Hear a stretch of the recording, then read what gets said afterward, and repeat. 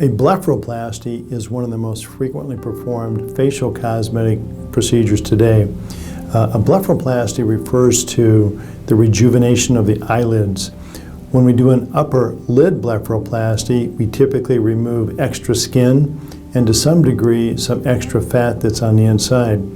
On the lower eyelid, usually we're removing either the extra fat or repositioning the fat to try to help get rid of the bulge that commonly is the problem in the lower eyelid, and to a lesser extent we're removing skin. It's very important not to over-excise skin in the lower eyelid, because if we do, there's a chance that the skin will pull the eyelid down, which is a very difficult problem to fix. Now, after the eyelid surgery is performed, all of the surfaces on the inside are raw, and because they're raw, the little capillaries that are inside are very fragile, and anything that can increase the pressure in those capillaries can either cause bleeding in the short term or in the longer term prolong the bruising and swelling.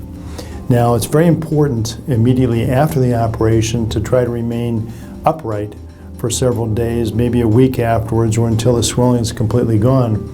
Remaining upright and keeping the injured part of your body above the heart helps the fluid move this way, move downward, and help decrease the swelling more quickly and more efficiently. It's very important afterwards also to carefully clean the eyelid incisions. You'll be given instructions on how to do that, but typically we use just saline to take away the dried blood that accumulates on those areas. In addition to keeping the head upright, it's very important to refrain from any type of exertional activity that will make your face turn red.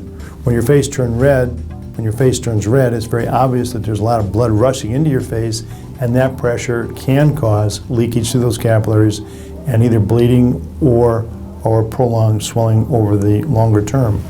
It's important to refrain from that type of activity for probably 6 weeks after this procedure.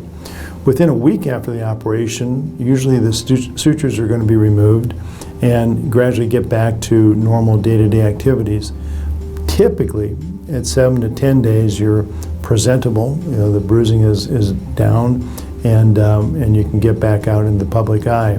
It's going to be important for women not to put makeup on until those wounds are all well healed, and we will tell you when it's okay to use contact lenses again.